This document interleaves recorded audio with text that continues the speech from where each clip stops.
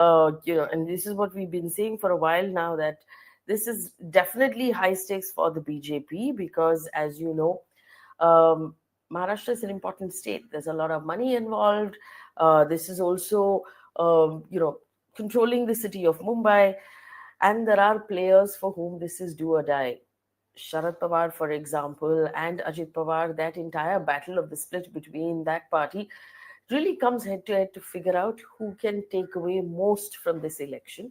On one hand, you have Sharad Pawar, Uddhav Thackeray, and the Congress party. On the other hand, you have Devendra Fadnavis led BJP with Eknath Shinde led Shiv Sena faction, and the Ajit Pawar led NCP faction to figure out which of these two really will take away the lion's share of Maharashtra. The leads that are coming in right now have the Mahayuti looking very good. Now, just to explain to our audience, the BJP-led coalition is called the Mahayuti, and the Sharad Pawar Congress-led coalition is called the MVA, or the Maha Vikas Aghadi.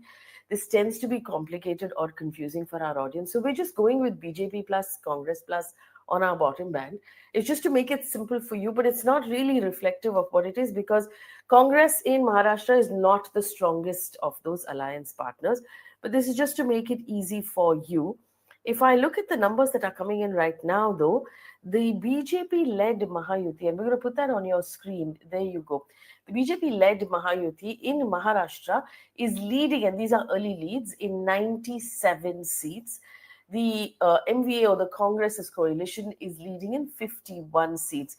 The halfway mark is 145. So it's moving fairly quickly. And it does look that the Mahayuti is in a comfortable lead. In the meantime, there are also various by-polls that will also come out today, including the one that Priyanka Gandhi is contesting in Wayanad. And it does seem like she might have a comfortable lead there. If we look at the Jharkhand elections, now again, the Jharkhand elections very interesting, because if the BJP is able to, or the BJP-led ND is able to take Jharkhand, it will wind up taking one more state away from the India alliance or the Congress's alliance, and that will be important for the BJP. If the India alliance can retain Jharkhand, and that's the Jharkhand Assembly numbers on your screen, this will be important because it will mean that Hemant Soren's entire penance, he went to jail, he came out of jail, there was all of this that happened. Will he be chief minister again? Remember, Jharkhand is where the BJP put out that completely tasteless television ad saying that if you vote for Hemant Soren, he will allow Muslims to come and live in your house. The election commission then ordered the takedown of that ad, but not before it had done a fair amount of damage. Joining me right now, Aditya Menon of Quint.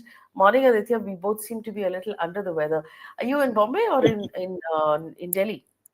I'm here in Delhi, yes. So now we know who to blame.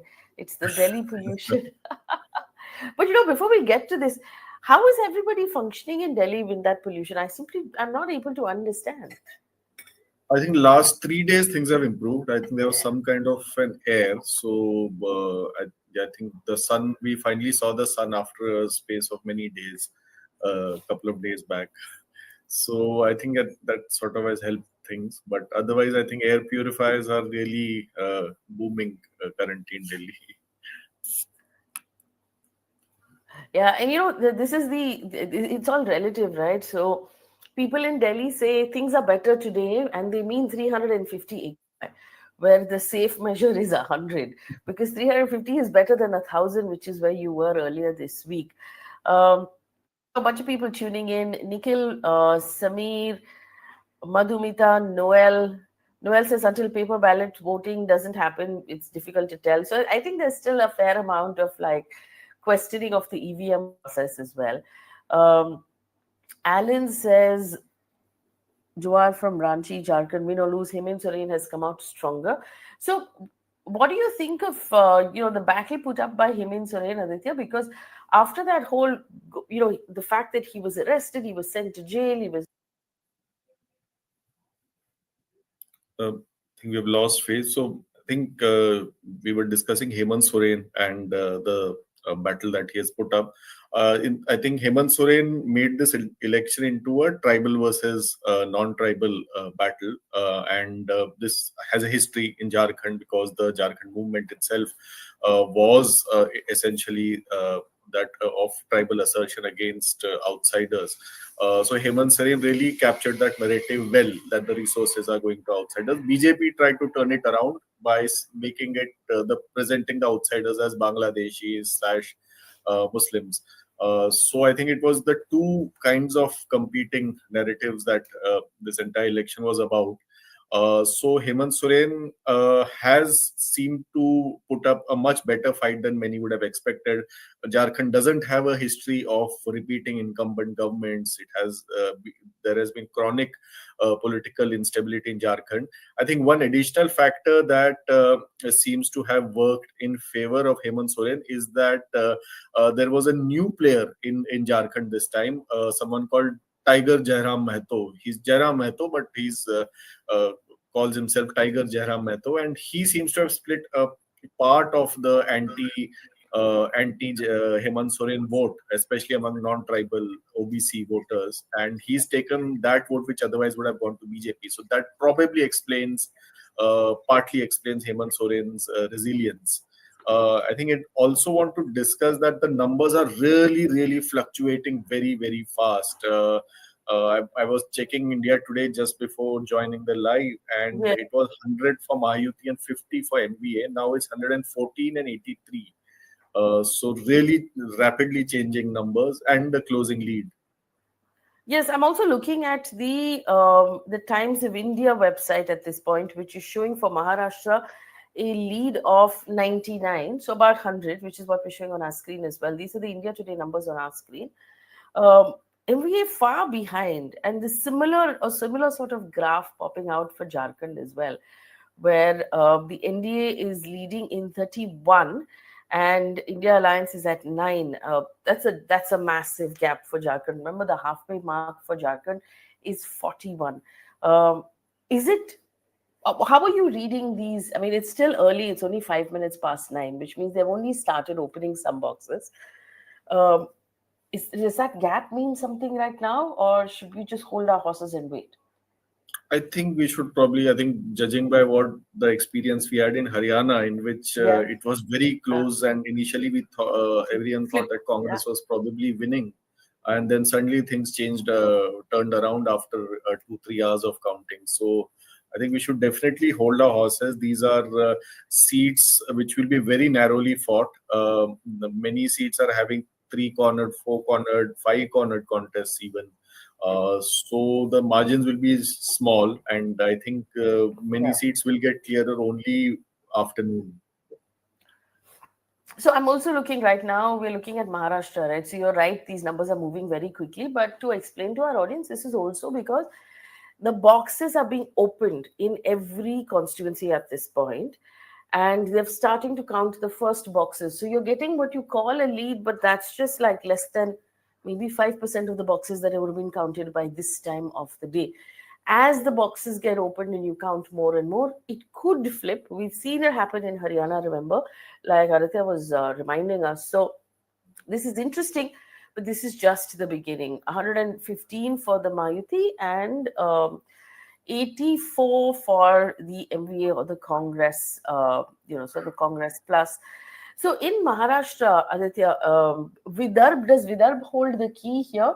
If Vidarbh flips or portions of Vidarbh flip, and we know that Vidarbh also has, of course, Nagpur, which is the RSS-led sort of heavily Brahmin portion of Vidarbh, but there are also other blocks. There is the tribal portions, there are the Dalit portions. If Vidarbh flips, and we have Yogesh Pawar joining us as well, is that the key to Maharashtra? I believe so, because I think Mumbai city and Mumbai suburban were relatively even between the two sides. Konkan, we know that the BJP-led alliance will have an advantage.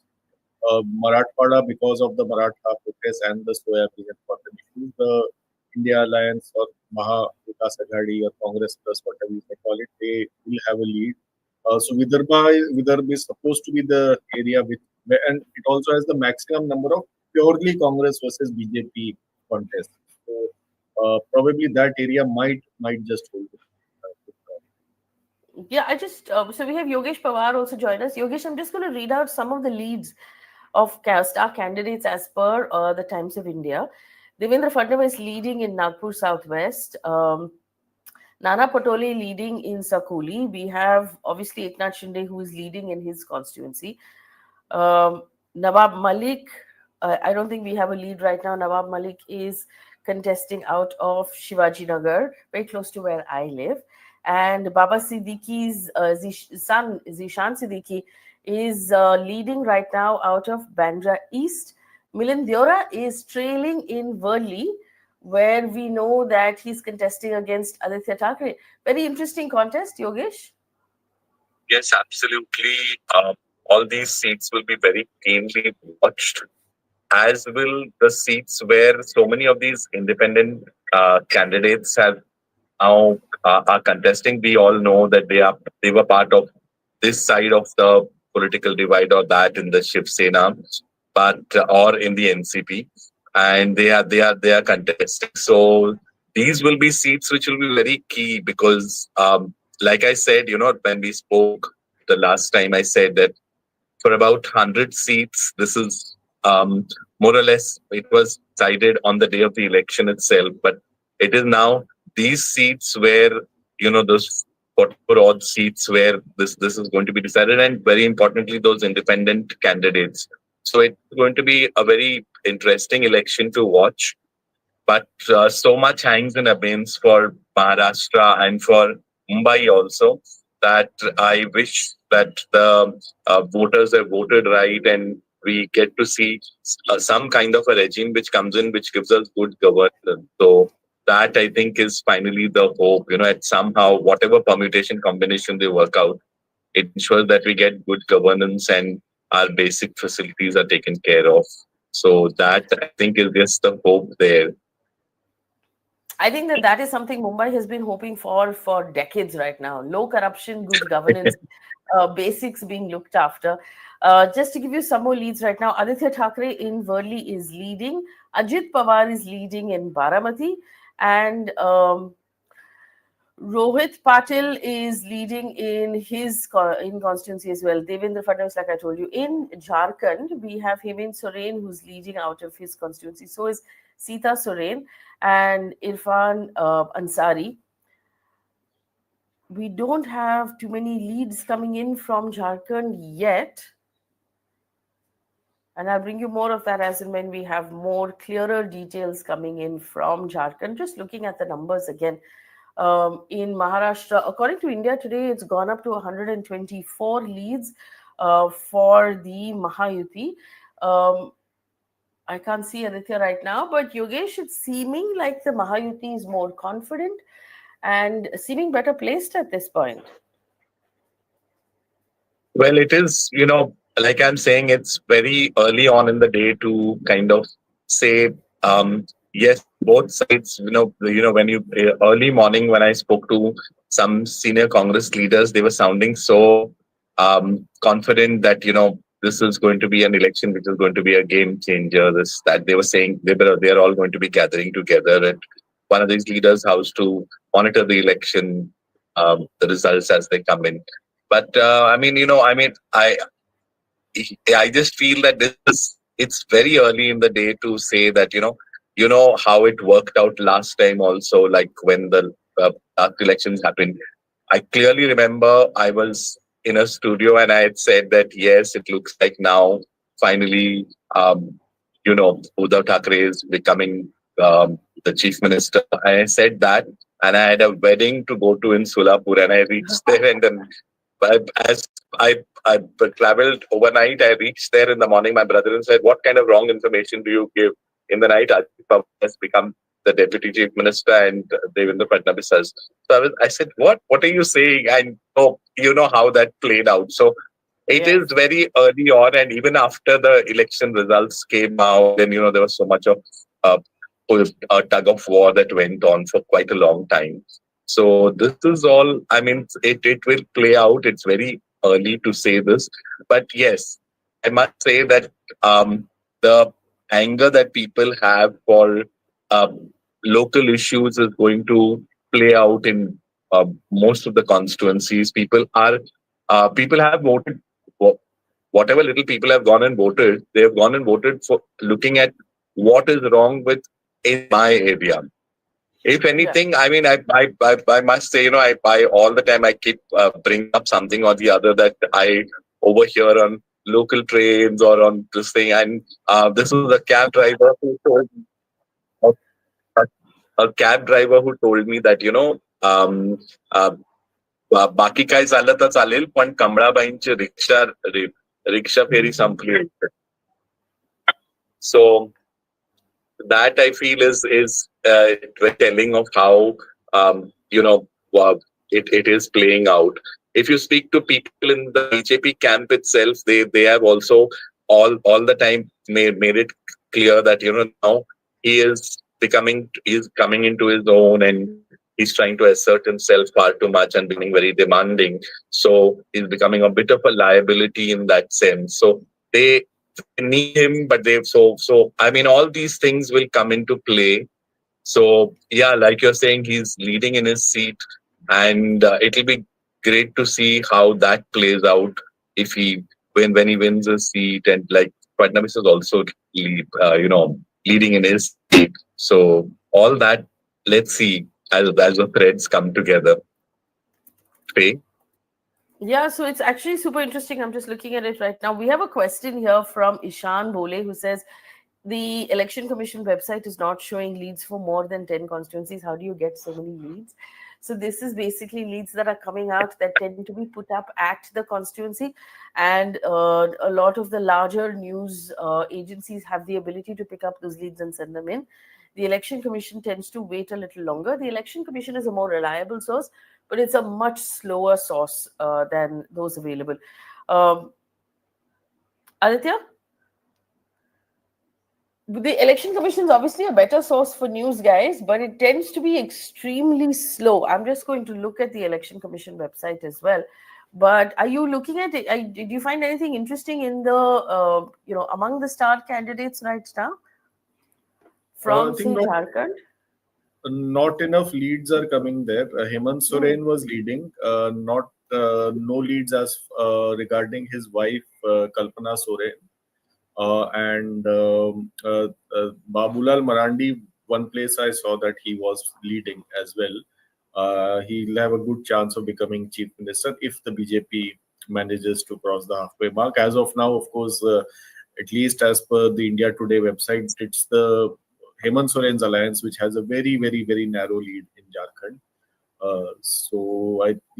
But not very early leads in Jharkhand. Many seats are quite remote as well. So I think information will take time to reach. Here's a question to both of you. I think I'll come to you first. How would you rate the performance of the Election Commission in these two elections? Aditya? I mean, I think let Aditya go first. I mean, I see several issues remain unaddressed, especially the Election Commission has really done nothing in terms of clamping down on hate speeches. Himanta Biswa Sarma in Jharkhand went totally berserk, saying all kinds of things, and he wasn't punished at all. He did the same in the 2021 Assam election. I covered it from the ground. Election Commission put him on 2 days of no campaigning kind of thing, and no other action was taken. He's a serial offender, and nothing was done. And in terms of distribution of money, we've all anecdotally heard of money being distributed in Maharashtra as well as Jharkhand. Nothing has been done. So I would say it's been quite pathetic, the Election Commission's performance. And there was also that advertisement that went viral where, coming out of Jharkhand, which was very disturbing, Yogesh. That was something the Election Commission ordered for it to be taken down. But I felt that it had waited for 2 days when that damage was fully done before it decided that, right? Absolutely. When it comes to, Election Commission has often been sort of people have charged them with being biased and always being, sort of having a bent towards the regime in power. This has happened from time immemorial. This has been the case, but at the same time, we at least saw the election commission has some backbone. But in the recent past, if you notice, you extremely malleable and ductile, if one might call them that, election commissioners in place, and so they hardly ever assert themselves, and they do exactly what the government is asking them to do. So even in the cases that they look like they're taking action, it's more like an attempt to show that it should it look like they're taking action more than actual action being taken. So he's right. Aditya was right in this, that, for example, if you really go back and ever play out how many times Himanta has gone and said these horrible things in Jharkhand, not only Jharkhand, in Assam, in other instances, and sometimes not even when actually he's it is in his own state. So if you go and see all these hate speeches, then the election commission has clearly not done anything. For example, yes, there is now a case being made out against Taude, but we have not heard any strong statements come out of the election commission on that. So even in that episode, that most recent one that comes to mind, we did not see the election commission put out any strong statement against it like that, or no, those things haven't happened. So a message is being sent out that it will not only be tolerated, but if tum karo, hum baad mein sambhal lenge, like that kind of a thing seems to be working. Yeah, it does. I felt that the election commission at this point also, there seems to be low faith and low expectation from the election commission among the voter also. It's sort of a given that they're not going to be hard on the ruling dispensation. We're just going to update the numbers. My colleague is updating the numbers, but from India today, it appears like the Mahayuti is leading in 132, while the MV is leading in 97. So both of those stacks have moved ahead a little bit, but the Mahayuti in the early trends at least showing a massive lead. In Jharkhand, the numbers are evening out. NDA leading in 40 and India Alliance leading in 35. Those numbers, see that the numbers that are updating right now, you'll see that lead is starting to even out a little bit in Jharkhand. In Maharashtra, though, the lead is very clearly in the favor of the MVA, the Mahayuti, I beg your pardon. This is why we call it BJP plus and Congress plus. Giving you some more, giving you some more sort of leads are coming in. Aditya Thackeray is still leading in Worli. Ajit Pawar leading in Bharamati. Incidentally, we have Nawab Malik is trailing in Mankund Shivaji Nagar. This is his daughter is trailing in Anushakti Nagar.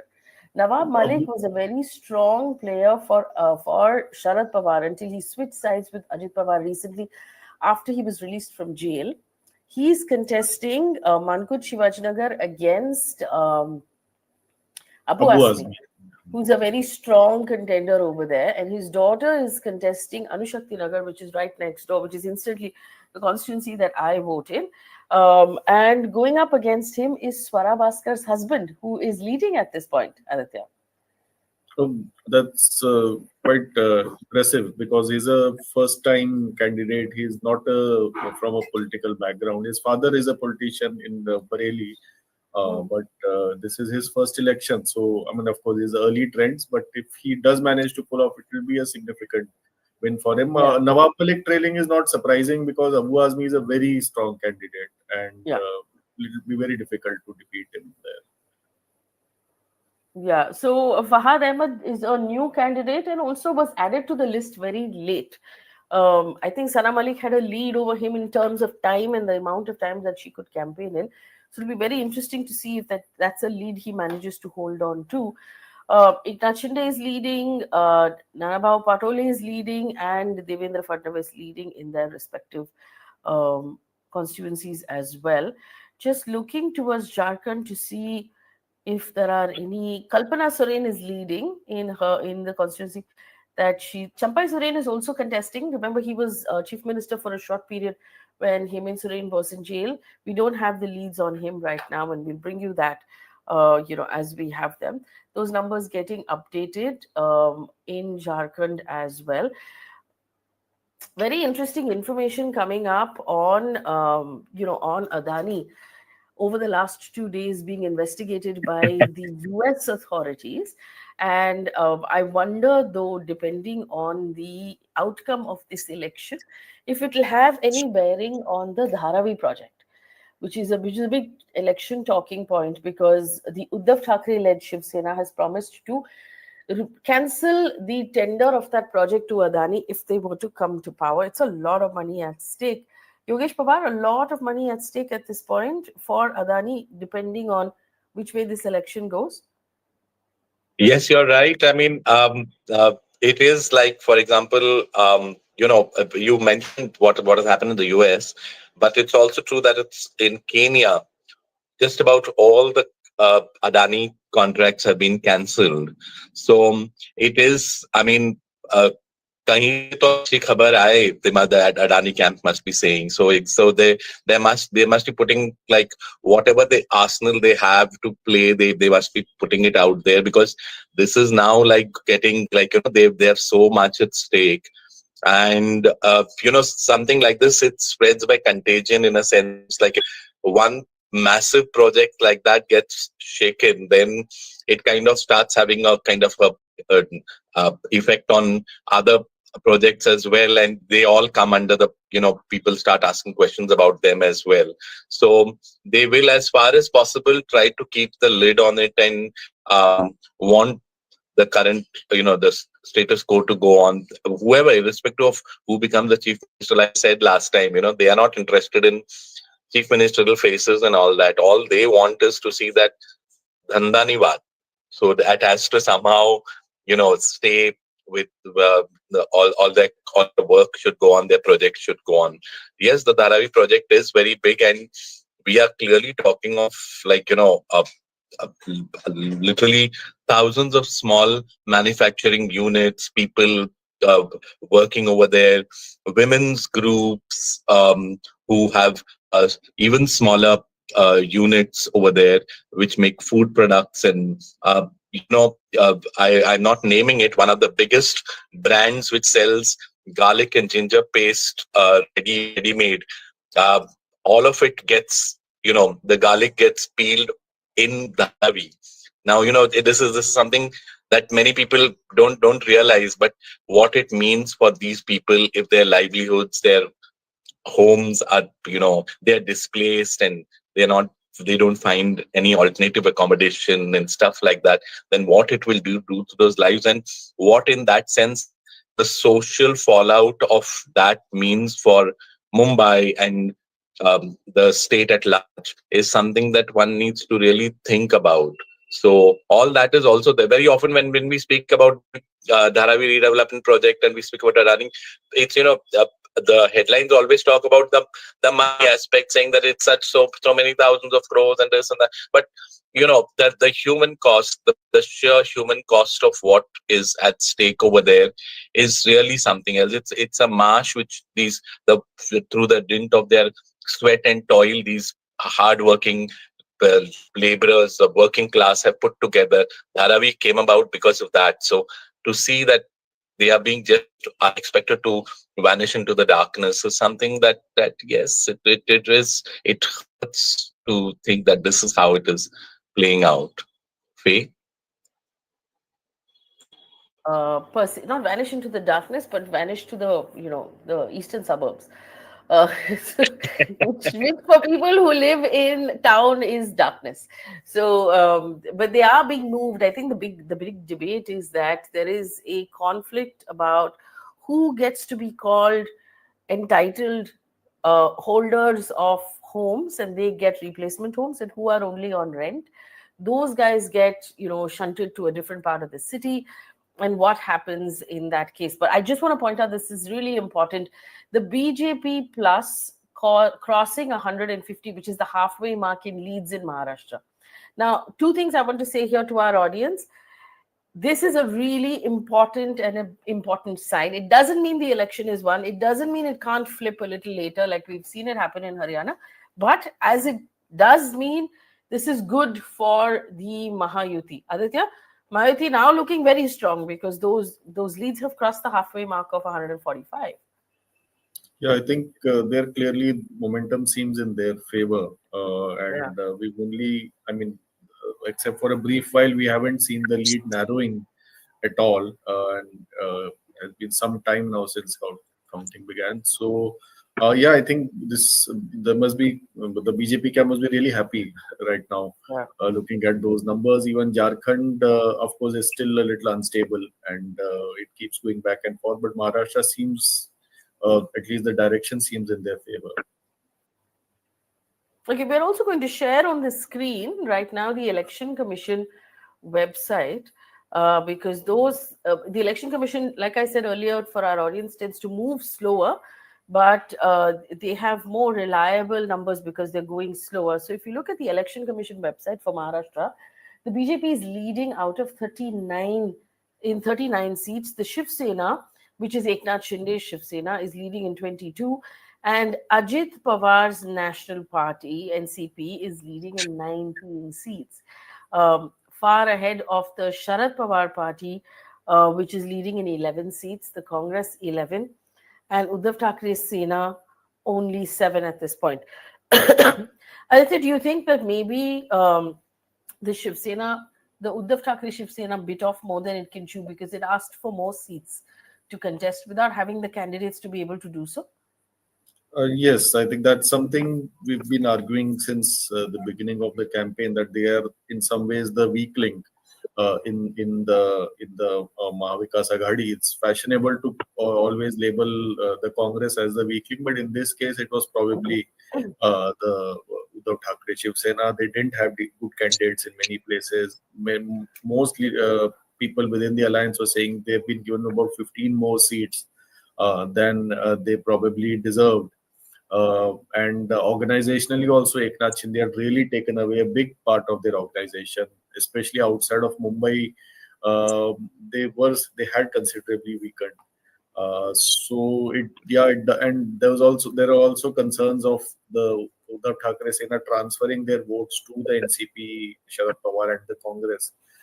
So I think if the result is going in the direction it is going, then there will be some questions raised over what lies ahead for the party. Yes. Yogesh Pawar, do you think that the Uddhav Thackeray Shiv Sena are being overconfident? Well, they more or less, if you have a ear to the ground with people, and the sources within the Sena, as we journalists like to call them, you see how it is playing out. That yes, Aditya is the one who's talking. Aditya Thackeray is Aditya. I don't mean Aditya who is with us here, but This Aditya Aditya. Thackeray is the one who. Yeah. This was exactly like why you said BJP plus at this thing, because we have when we say Aditya, I have to clearly. So when Aditya Thackeray is the one who is giving the sound bites to the media and all that, and yes, Sanjay Raut also keeps speaking. But if you notice that Uddhav more or less has become like the kind of a ceremonial head over there. Those factions that are there within the UBT Sena are the dynamics were very strong when the tickets were being distributed, the candidates were being announced. So they kind of ensured that they both sides within that those two factions which are there within the UBT Sena have sort of ensured that their favorites it.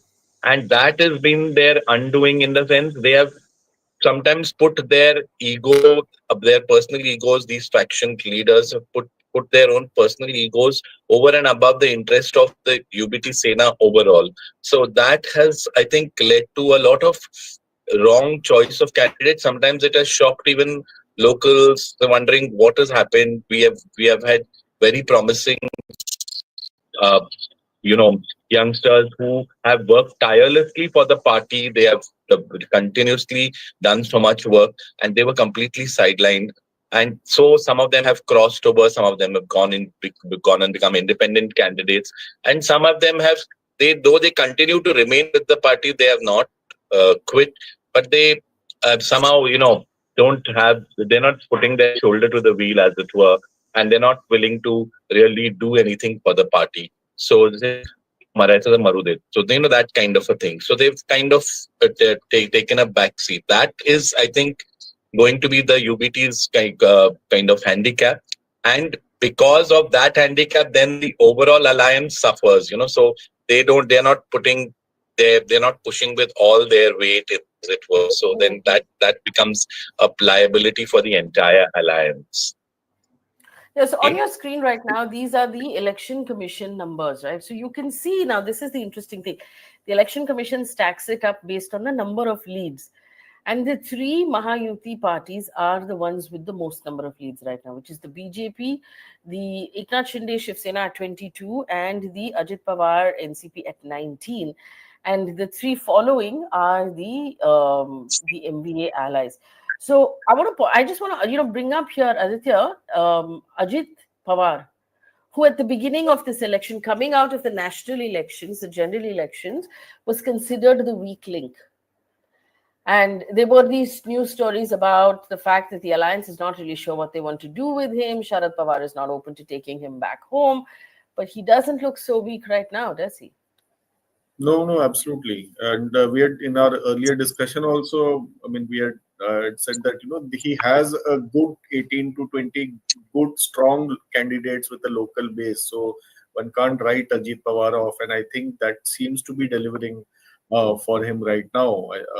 And I think those candidates and their local connect really helping Ajit Pawar now establish his presence as the real NCP, and he will stake claim to that now.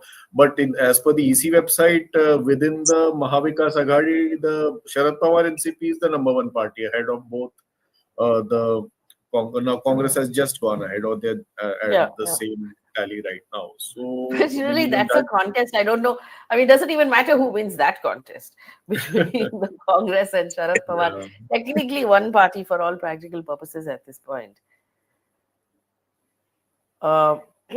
Little interesting. We'll break down it. We'll go constituencies at a glance as well in a minute.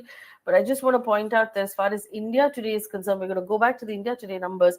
The Mahayuti leading in 162 seats in Maharashtra, well past the halfway mark of 145. And we'll put that up on your screen in a second.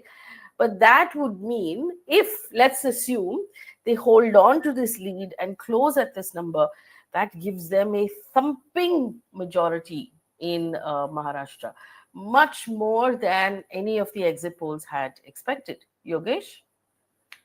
Big win for yes, as of now, you can never call an election till last moment. Of course, you never know how. But yes, it looks like increasingly the numbers are swaying on one side. And I must say that those early orders for motichur laddus and crackers that have gone out to the big mithai wala in Borivali from the BP seems to be like, they were confident, and that confidence was well placed.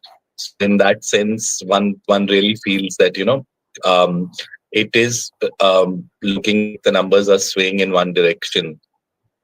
It will only embolden them and make them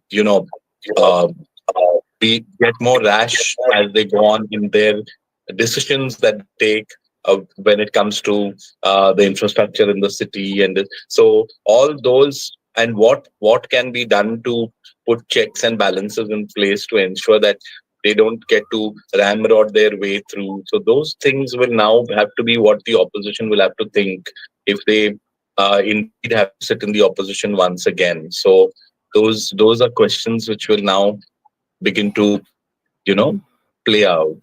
But yes, we never know how the other side also will they resort to the post-election drama that plays out. We don't know how that bit also is going to play out. So, Faye? Well, ramrodding, like you said, at this point, and I keep saying if the leads continue as is, if the leads continue as is, this is what the people have asked for.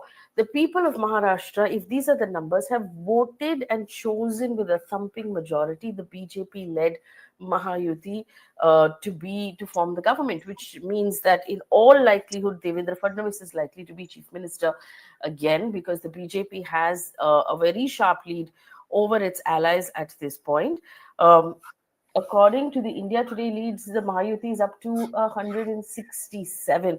The technical question, Aditya, is right now we are at 9:45, which means that we're probably into 2 or 3 rounds of counting. It's going to continue. Counting continues till about 10:30, maybe till about 11 o'clock, where you start to come to the end of the numbers. From 166, even if some of these leads start to move, how much will it move really? It's not going to tilt all the way to the back. It's not going to go all the way below 145. I think it's safe at this point to say that the Mahayuti looking very, very strong, I because think they are the looking gap is strong. very wide. And also, I mean, especially rural constituencies, they are not very. It's not as if some party is strong in one pocket and another party is strong, very strong in another pocket. It might happen in a seat like Anushakti Nagar, where clearly, the Maha Vikas Aghadi will be strong in some pockets, and the Mahayuti will be strong in certain other pockets. But it's not the case in rural seats, where both sides do get roughly do get votes from all communities broadly. Of course, that the extent varies. So probably subsequent rounds aren't going to change things very drastically. Another important number I actually wanted to discuss is that as per India Today, out of the Mahayuti's 166 leads, BJP its alone is at 92. So I mean, BJP crossing 100 is a psychological kind of a number, and then if BJP crosses 100, which means they just need 45 seats from allies. So in Yeah. fact, then BJP and probably Eknath Shinde are sufficient to have a majority. They, of course, not that they're going to drop Ajit Pawar, but it gives a lot more leverage to the BJP then. Yogesh, go ahead. No. I just wanted to say that, um, 20th Maharashtra voted. 21st was the 8th anniversary of that horrific day which played out in 1956, when 107 people were fired upon at what is now known as the Hutatma Chowk. So when Bombay was being, forcefully, they were trying to make it part of Gujarat. So in that sense, how almost 68 years later, how this is playing out, and how we see today, it looks like finally they are going to have their way. So I'd seen this really weird post where somebody had written Maharashtra in Gujarati and said that, is this the way after elections we will start writing the name of the state? So that, I think, is something that people will, um, I don't know. So it, see, it, those it, are it becomes, jokes, but no, those yeah, are it jokes. is, But but I it, don't know how seriously to take those. There's no, been it a is, little bit of a no, but buzz. it means, at the end of the day, um, when with an undivided Sena was the only way where at least there was some hope of the Marathi Manus, the local sons of the soil, finding some kind of uh, articulation for their aspirations to ensure that no injustice is done to them. So, but in that sense, I feel that, finally it looks like the other side is going to have its way. Close the door, please. Uh, so I'm just going to put up on your screen these numbers. Now you have the BJP leading in 100, the BJP plus, this is the Mahayuti, the BJP, Eknath Shinde and Ajit Pawar's NCP leading in 171 seats.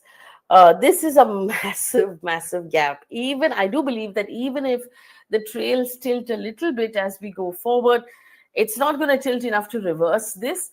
I think that the celebrations would have well and truly begun in the BJP headquarters, certainly in Devendra Fadnavis' home, because it seems now beyond a shadow of doubt that he has redeemed himself after the failure of the national election where he had offered to quit. And he, it looks also from the India Today leads that the BJP is leading in 99 seats. So, like Aditya said, if they win 100 seats out of everything that they have contested, then the man of the hour will be Mr. Devendra Fadnavis, who will also be made chief minister. And after a very long journey out of that seat, he will finally now come back to the seat. Remember, he was chief minister, then he Yeah. became deputy chief minister, then he became joint deputy chief minister. So it's been a bumpy ride for him, but he's stuck in there and he's come back, with that, with that single-minded focus, he's come back. So the Mahayuti now leading in 176 seats. I'm just going to look again at the election commission data. Remember, we look at the election commission data, even though it's slower, because it's more reliable and they tend to move slow. If you pop that on your screen for Maharashtra, BJP leading, according to the election commission, in 71 seats, the Shiv Sena in 34, the NCP in 27, and this is all Mahayuti. So that's BJP, Eknath Shinde, Ajit Pawar, and then behind that is the Sharad Pawar Shiv Sena, impressive at a 19. The Congress and then Uddhav Thackeray's Sena coming in at 13 seats. So if on the election commission numbers, Aditya, BJP is leading in 71. That is looking extremely promising for them. And that is really, like I said, a hard-fought battle there for Devendra Fadnavis. Aditya? Yeah, absolutely. I think Devendra Fadnavis, when the Uddhav Thackeray government was there, he was a very effective leader of the opposition and didn't really allow the government even a moment's respite. Of course, I mean, through a strange twist of fate, he didn't get to become chief minister at all over the last 5 years, except for that brief swearing in with Ajit Pawar 5 years back. But I wanted to ask Yogesh Pawar, is it a foregone conclusion that it will be Fadnavis, or is something else possible? No, there is, I mean, I had said this the last time also that they, when we spoke to the, me and another journalist from HT, we were speaking to some BJP leaders. This is a leader who has a long-standing RSS background. He had said that they feel that it will be politically, shrewd to not have a Brahmin face, but now with Devendra, Faye said that Devendra Fadnavis is going to be the man of the moment. It looks like his finally, his great this thing of me punha yein is going to be at least to come and have this pura moment in front of the camera where he says me punha alo. That kind of a thing as is going to. He is definitely he will want to be there in the limelight and take credit for what has happened. But yes, the leadership, the sense that we got when we spoke to this BJP leader was that the leadership wants him to ease into a role in Delhi, and they're looking at some ministry where he'll be able to get eased into that role, and they are looking for an OBC face, preferably from Marathwada, that they're trying to get into this position as the chief minister. Now, yeah, of course, it's very early and it's all speculative and all based on what one has heard.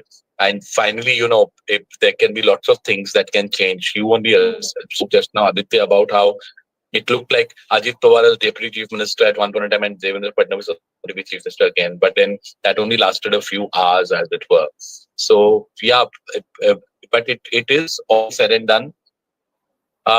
It is a Devendra Fadnavis moment.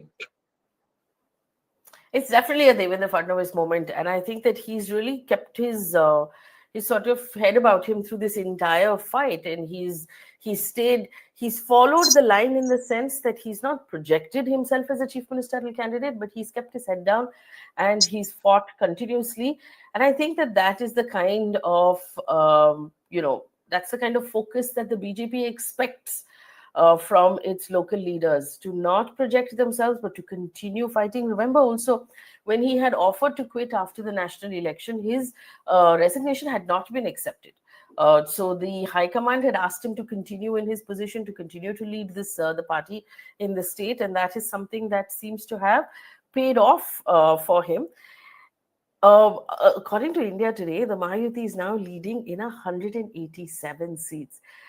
Is there a possibility that they will cross 200 or come anywhere close to 200? This is a massive gap. What this will also mean is that massively the MBA will have to, the Congress, the Uddhav Sena and the NCP will have to consider their future, in the state. Aditya? I think NCP in some form or the other will exist. Probably the Ajit Pawar faction will become much stronger now than the Sharad Pawar faction. But a party whose real identity is really under threat would be Shiv Sena. Because they were the original hard Hindutva party when when Bala Saheb Thackeray was alive, and it's only after in the last 10 years that the BJP has sort of taken over. So where does that leave? I mean, if BJP wins such a huge majority and Mr. Shinde is clearly a junior partner, what is Mr. Shinde's unique identity? And what is the Uddhav Thackeray Shiv Sena's unique identity? I think and some a churn that might just happen in that space. Of course, regarding Sharad Pawar and Ajit Pawar, things are a little less complicated because they haven't burned bridges with each other, neither at a personal level, and definitely leaders among on the two sides are anyway in good terms with each other. So it probably will be a little more complicated for the Shiv Sena, I feel.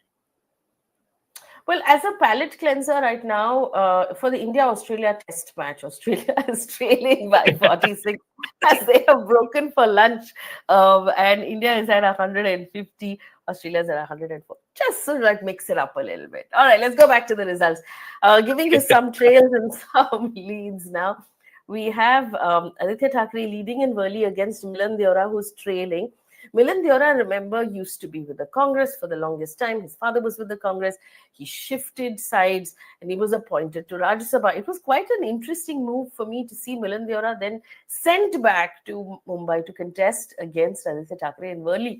What do you think this is going to mean for him? Because he's given up now his Rajya Sabha, or has he given up his Rajya Sabha seat? How does that work? Can he go back to Rajya Sabha if he has lost this election? Yogesh? I think that if he had to contest elections here, then he will have to have given up that seat and then come back. Then it doesn't mean he can say, okay, hold it for me and he can go back. I think you have to resign one seat to just go back and contest an election. So that I think there will be no going back for him.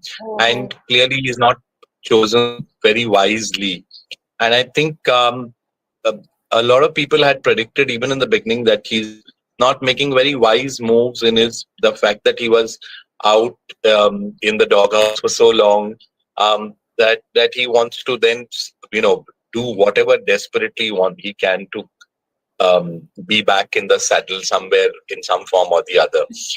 But yes, it's quite sad, because if you remember, this is a man who, along with his father, though I have not been very close to right-wing politics, and I wear on my sleeve that I'm more left of center. But Jayavantiben Mehta was a senior politician who they went hammer and tongs against, and they did everything possible to vilify her. And then he won the election. But you will remember that now, just like the chickens coming home to roost, in a sense, like, people will make every effort to rub it in his face if things are like this are not going his way. But having said that, you brought up the cricket palette cleanser in between, but the man of the match at the moment is going to be Devendra Fadnavis. Yeah. So but I do want to point out this, Aditya. The fact that the BJP alliance sent down Milan Deora to contest against Aditya Thackeray because Aditya Thackeray has a very strong sort of grasp over Worli, means that every single seat, which we know the BJP does this really well, they actually consider every single seat for winnability. They pull out all the stops. They see who is the strongest person we have in this constituency. Worli is a tough constituency, but Menon and his entire family have a very strong history and an old history with Worli. And therefore, in the entire ecosystem of the BJP, he was in Rajya Sabha, but they pulled him out of there because that is how the BJP decides their contests. And for me, that's evidence of how carefully they think of and how much they're willing to stake on every single battle. It may not have worked out in this particular case, but if we look at the number at the bottom of our screen right now, it seems to have worked out all round for the BJP. Also, I think the fact, I mean, see, let us be honest, it's not as if Milind Devara chose to join the Shinde Sena. He would have ideally preferred to join the BJP. So it was probably the BJP's decision to place him in the Shinde Sena so that he can become some kind of an urban face the way, because the party lacked an urban face the way Aditya Thackeray is an urban face in the Shiv Sena, Uddhav Balasaheb Thackeray. So I think they had set him up to take on Aditya Thackeray since the beginning of his, when he joined the party. So, they really think things very much in advance. I must say. I just want to take you through some of the numbers for Jharkhand right now. The contest is very close in Jharkhand, very different from what we're seeing in Maharashtra. The BJP-led NDA is leading in about 42 seats, I beg your pardon. That number is moving faster than I can read it. So the NDA leading in 42, the India is in 36. That number is moving, they're moving close to each other, and there's a gap building in as well. So remember, there are 81 seats in total in Jharkhand. So that midway point is 41. And from that number, it would, okay, see, now it's even Stevens. NDA is at 39 and India is at 39. So this is very close and very difficult to call in Jharkhand.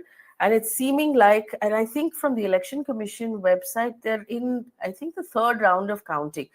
How much longer do you think, and how close do you think this is going to be, Aditya, for Jharkhand? Jharkhand will keep, since it's just a question of 2-3 seats here and there, we will be able to say for sure only after 3-4 hours. I think Chhattisgarh usually throws this kind of a pattern that the Congress and BJP are at 50 and 38 and 40, 45, 45. So I think it is following that pattern. Jharkhand, I've never seen it be so close. It's always been one side or the other. But I think it's because of this Jairam Mahto factor that the election has gone this way. So I think Jharkhand, it will be definitely 2-3 hours before we can definitely say which party is going to form the government. Right. Going back to on the Election Commission, if we just look at the Maharashtra numbers, which is where the action is at this point, because Jharkhand, we're just going to have to wait until the votes are all counted to know where that 1 or 2 margin here or there will move. In Maharashtra, on the Election Commission website, BJP is leading in 90 seats. Now, this is a solid number. So, leading in 90 on the Election Commission website. So, Election Commission counts a lot slower. And the Eknath Shinde Shiv Sena is leading in 49 seats. So, it's almost 50 seats. That's a huge, and we had talked about this. The fact that Eknath Shinde had become very popular as a face on the ground because he seemed closer to the people. He had not transitioned into seeming elitist. But do you think, Yogesh, that Eknath Shinde with stronger numbers will have the ability to ask for chief ministership or deputy chief ministership at this point? I think it will be very difficult for him to ask for the chief ministership. Like I said, I made a joke about Kamlabai rickshaw fairy company. So it is true that they have sort of tired of him getting increasingly. See, in the beginning, it was like every time he spoke in the assembly. Also, if you notice, he would say something, and you would see Devendra Fadnavis kind of damage controlling, saying no, don't. He didn't mean this. He didn't mean that, and he would even have trouble speaking. But this man is kind of a what do you say, that wily politician. He knows how to play the cards, and he knows how to get ahead. So in that sense, he's slowly become more and more demanding, and that and he's also more or less, within the Shiv Sena, there's always, even in the past, though Bal Thackeray was the Sena Supremo, in Thane and that belt, it was always Anand Dige who people looked up to. Anything happened and people went to Dige Sahib. So he's kind of trying to get into that role over there, and that in that belt, Shinde is very powerful, and people, and very popular rather. So, and then this Ladki Bahin Yojana and all these other SOPs that they've handed out have seemed to have worked. So in that sense, yes, he is becoming more confident. But I don't think, I think the BJP will now, given the way the BJP's numbers are emerging, Fadnavis will not make it very easy. He's not going to say, like, he wants to be chief minister. He wants to be in the limelight and take credit for what this win is. And particularly after what the debacle in the last elections, at the general elections, that is. So there, he will also not make it so easy for Eknath Shinde. At the most, if push comes to shove, they will say that then you become deputy, and will that be acceptable to Eknath Shinde, remains to be seen. Then, I mean, it comes to this whole idea of how the negotiations begin. Like I said, one thing is for numbers to emerge once the election is over, results, as we discussed this, and by the end of the day, we'll know. But the other part then becomes like what happens as to who is now going to, do all the parlaying around, and more than anything else, how the money plays out. The factor that we spoke about last time, how that plays out. So yes, it is going to be something that we'll have to really watch. Very, very interesting though. It's almost like a chess game laid out in front of us. Faye? Sorry. Looking at some of the leads that's coming in, also wanted to point out Priyanka Gandhi's by-poll in Wayanad. She's leading with over 35,000 votes. That seems like an easy win, Aditya. Priyanka Gandhi in Wayanad? Yes, I think it's a foregone conclusion, that one. In fact, many people in the Congress were saying that Rahul Gandhi spent a little too much time in Wayanad, and he could have instead come and campaigned in parts of Maharashtra. But for whatever reasons, I think he campaigned for less than a week, I think, in Maharashtra. So, but there tends to be a superstition, right, among local leaders that if Rahul Gandhi tends to campaign, they do badly in those constituencies. So they must have been happy to keep him in, in Wayanad at that point. It's a bit unfair, because at least after the Lok Sabha results, he has sort of made his mark. And at least in the purely BJP versus Congress seats in Vidarbha, he would have been a good star campaigner to have, but anyway, for whatever reasons, they didn't. But the Congress also kind of realizes the Congress realizes that in Maharashtra, all said and done, in this camp, it was always going to be Sharad Pawar who was kind of going to lay out, make most of the decisions that were to be made. So, whether it is Uddhav, whether it is, so if you notice, so many meetings, so many of the things, because of Sharad Pawar's condition, were happening at Silver Oak, and he was the one who was kind of making these decisions. So that is something that the Congress will have kind of kept in mind. But yes, Aditya is right that in Vidarbha, in some seats, it would have made a big difference if Rahul would have campaigned himself. So just reading out a couple of the other headlines, Priyanka Gandhi's lead has now widened to 55,000 in Wayanad. So that's a comfortable lead. In other news, Delhi's air quality has slipped to severe at 420, Aditya, don't go outside. Hemant Soren is leading in his constituency. Aditya Thackeray is leading in Worli. BJP's Rahul Narvekar is leading in Kolaba. I think that was obvious because there was nobody really very strong that was contested, that was put up against, Rahul Narvekar there. And Abu Azmi leading in Mankut Shivajinagar. I'm going to try and bring you a little more. Balsaheb Thora trails in his constituency as well. We're going to, according to India Today, though, they say that Devendra Fadnavis is trailing in his Nagpur constituency. I'm going to check that because it seems like a bit of an upset to me. Seems unlikely. But in the meantime, look at the numbers, 195 for the Mahayuti. That's a massive gap. I don't think that that's a gap that can be closed, even if a few seats swing this way and that way. Aditya? No, this cannot be closed. It's only going to stabilize at some point. I mean, at 190 or 180 or maybe at 195, 200, who knows? But it's, I think this election has become, I think even the most ambitious of exit polls put the Mahayuti at 170. No one put them in the range of 190 to 200. Yeah. I think Pradeep Gupta gave it 170. There was one more poll which said 170. Everyone else was in the 150 range. So People's Pradeep Gupta pulse. will be back in people's pulse. Yes.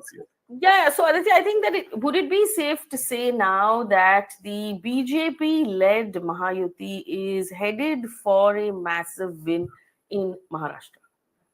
Absolutely. It's quite evident. Yeah. All right, so Maharashtra, in all likelihood, unless the sky falls, it's not going to at this point, is going to go to the Mahayuti and the BJP. I think the other big question here is about exit polls.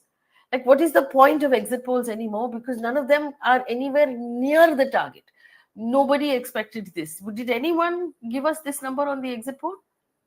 170 is what we just 170. I think 170 or 182. I can't really remember, but People's Pulse had kind of said something like that.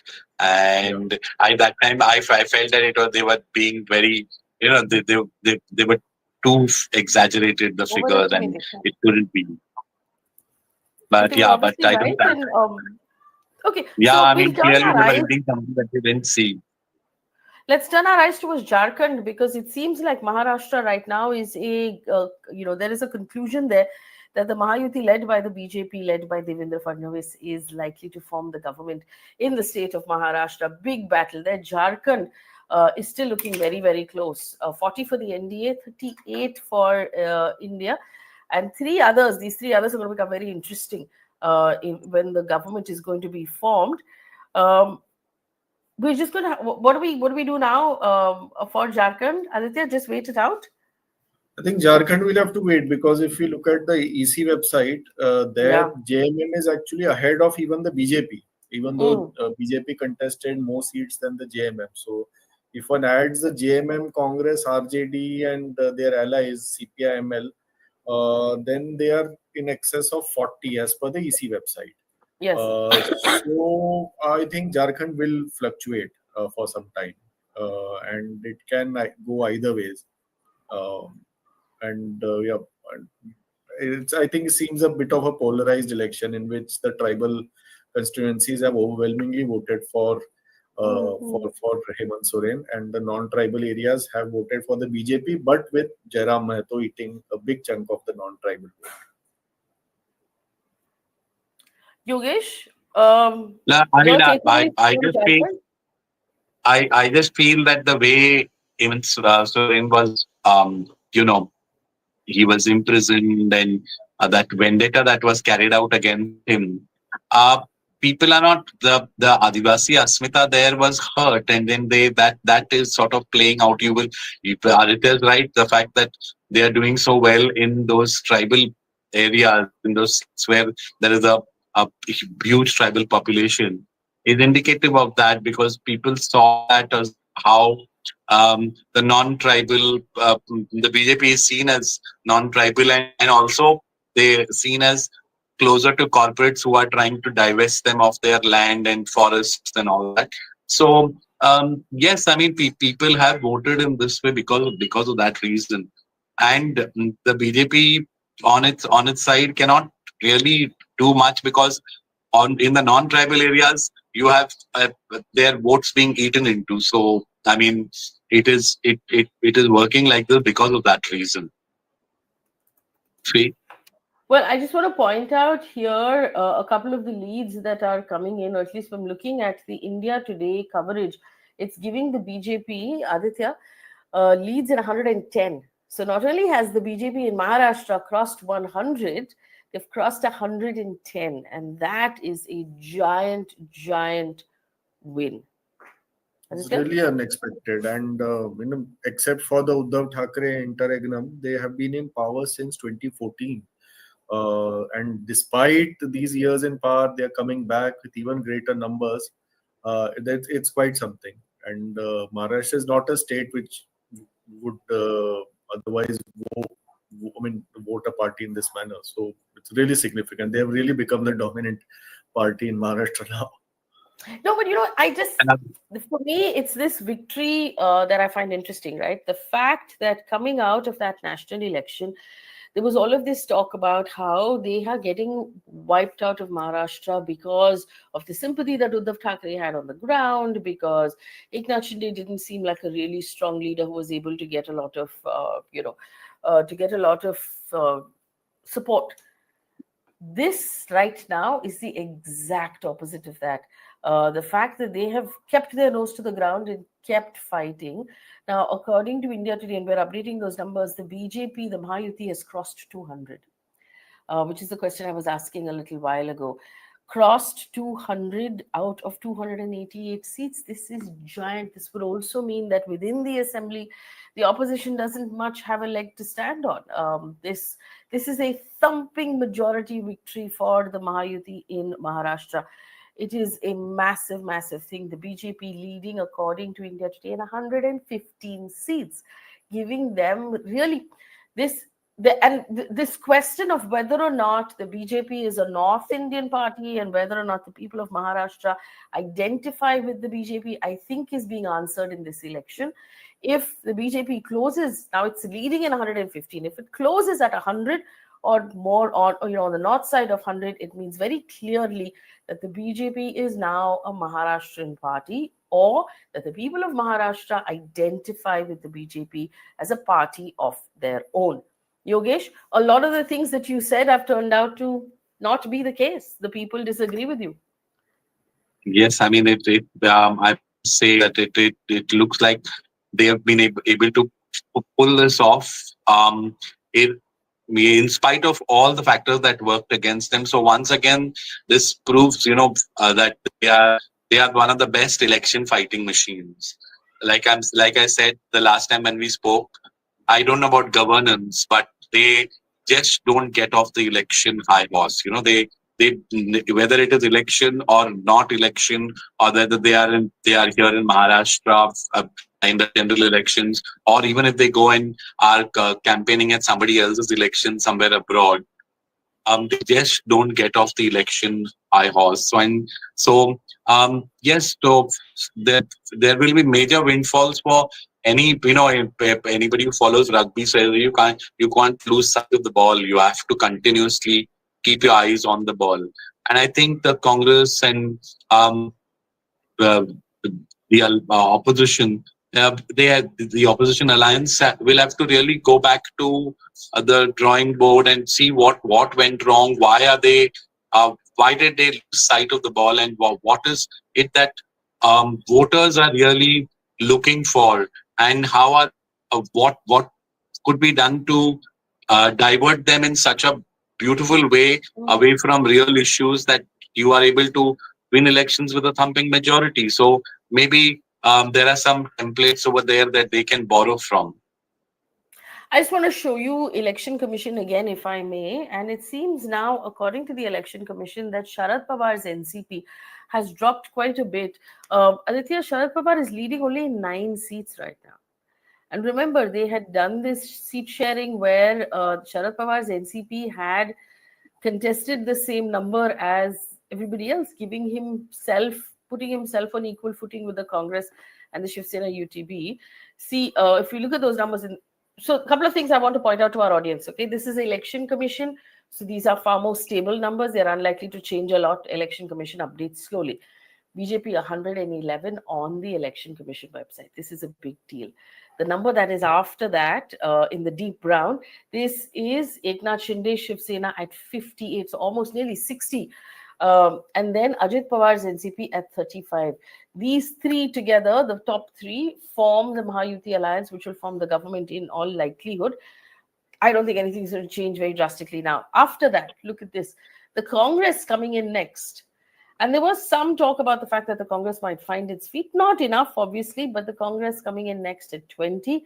Then the Shiv Sena, Uddhav Thackeray Shiv Sena, and then Sharad Pawar's NCP at 9. That is a beating, Aditya, for It's Sharad Pawar's embarrassing. NCP. They had contested a good 30 more seats than 20, 30 more seats than the Ajit Pawar NCP. And Ajit Pawar NCP contesting 50 odd seats has won 35, which is a good little around 60%, whereas Sharad Pawar NCP is barely winning about 10-15% of or 10-20% of the seats they contested. So I think as far as who is the real NCP on the ground, that matter has Ajit Pawar has sort of settled that matter, as has probably Mr. Shinde. Yogesh Pawar, what do you think this is going to mean for Ajit Pawar? Because he's done this many times, but he kept talking about the fact that he's too tired, that he needs to retire, that he wants the next generation to take over. He was keen to settle Supriya Sule, who is his daughter, in a comfortable or maybe slightly powerful position. None of that is going to work out at this point. But is retirement on the cards, you feel? Absolutely. In fact, his health is not been the best. We've all been, whoever's covered politics has seen that increasingly his health has not been completely all that there. But after that great image of him campaigning in a heavy downpour in Maharashtra, that I think was what sort of continuously people brought that up. His camp kept bringing it up and saying that he still has that fighting edge and the fact that he will.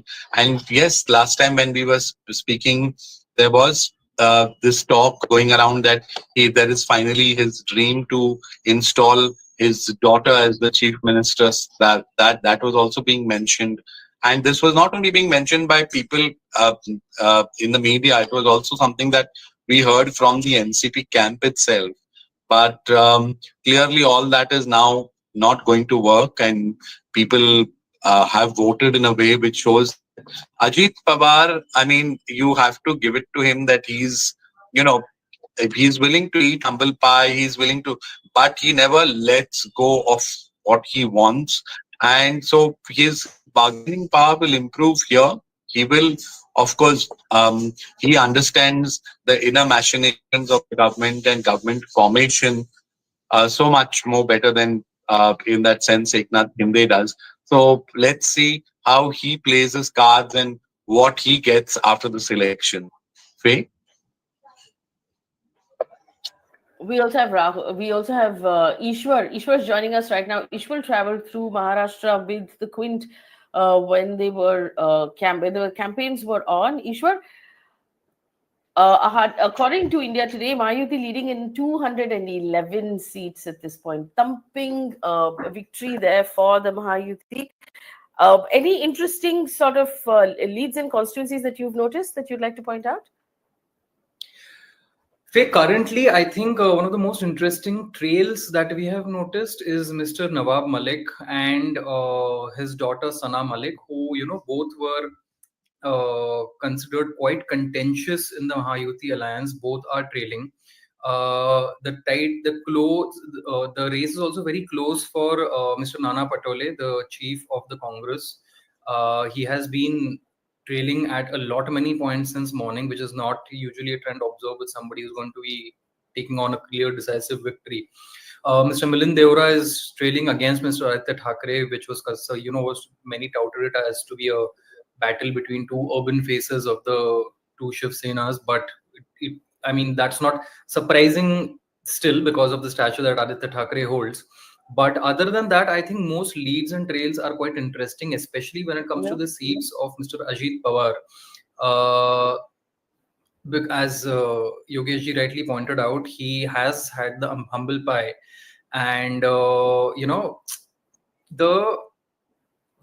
point to be noted specifically about how everybody expected Ajit Pawar's MLAs to not do well. The point to be noted specifically is that whenever you are on the ground, you know for a fact that people are voting on the basis of the local leaders' work, because that is what Ajit Pawar's USP in Maharashtra always has been, that he has made his MLAs to be self-sufficient, be it releasing funds required for the constituency's development, popularizing the constituency's development.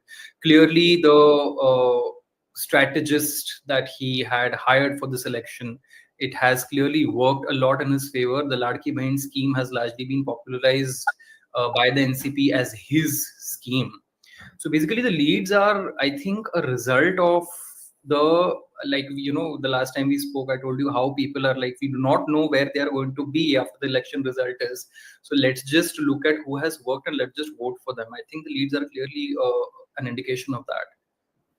I also want to point out one thing. If we look at the numbers at the bottom of the screen right now, the Mahayuti at 211, the MVA at 65, others. There are 12 others at this point that are leading. And this is interesting because it did not seem like a contest for the independent candidate at all, because there was so much power and so much money and so much clout being brought to the ground from those who were contesting. They really had sort of overshadowed the independents. I'm very interested in who these 12 others are. Ishwar, do you have any, do you have any clarity on who these 12 are and, which constituencies we're seeing leads from? No clarity as such per Faye, because even this 12 ka figure is constantly changing. I mean, 10 minutes ago, this figure was at 6. So, and a lot of these seats, we also have to understand that there are rebel candidates who are kind of leading in certain places right now. But once again, as we know, these are early trends. So, yeah. Well, let me just read it out of the Election Commission website. So there are 4 independents out of these 12 who are leading right now. Yeah. And they're from Junav, Shivgaon. There's also Kolhapur North. And a couple of the others are single seats going to parties. So Kolhapur North, the rebel is actually a Congress person. Right. The official Congress candidate had withdrawn. Rajesh Latkar is a Congress worker who had filed his nomination as an independent. And he was only backed by 20%. So that is basically Banti Patil. That one will go. Yeah. I can't hear you very well, Aditya. Yes. Sorry. Yeah. So the Kolhapur rebel is a Congress person. That's what I was saying. And other than that, there are 2 seats with the AIMIM right now where they are leading. One is Imtiaz Jalil seat, Aurangabad East. Yeah. Yeah, but there are early leads, and I was seeing the BJP candidate is 5th. So probably the initial few rounds have been in the Muslim pockets. It's not a Muslim majority seat. It's a Hindu majority seat. So I think the BJP candidate will pick up at some point. And the second candidate is Farooq Shabdi, and in Solapur City Central, this Praniti Shinde seat, and where MIM is doing well. There are a couple of seats also right now, Aditya, going to the Samajwadi Party, but these are their strongholds. So Rais Sheikh from Bhiwandi East and Abu Azmi from Mankut Shivajinagar. These were 2 seats that were going to go to them anyway. The cycle, as these are also both Bhiwandi and Mankut Shivajinagar tend to be Muslim constituencies. So Nawab Malik, they're trailing behind Abu Azmi, and his daughter is also trailing. But that again, I think the margin is a little narrower. Yes, I think this keeps fluctuating every round between Sana Malik and Fahad Ahmed. I think another interesting candidate who is leading right now is in Malegaon Central. It was a seat that was held by AIMIM last time.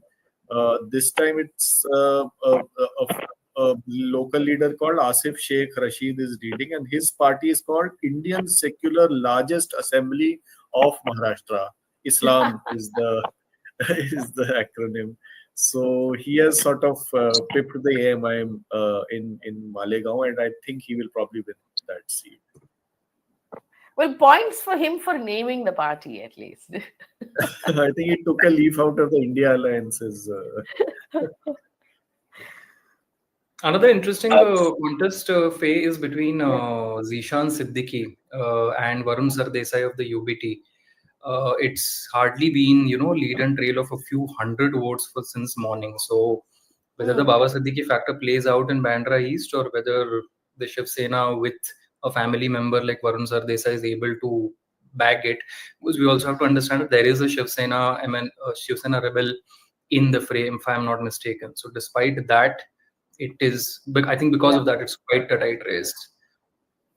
Yeah, so in Anushakti Nagar, Sana Malik has overtaken Fahad Ahmed and is now leading. She is one of the leading, and the margin's quite large actually.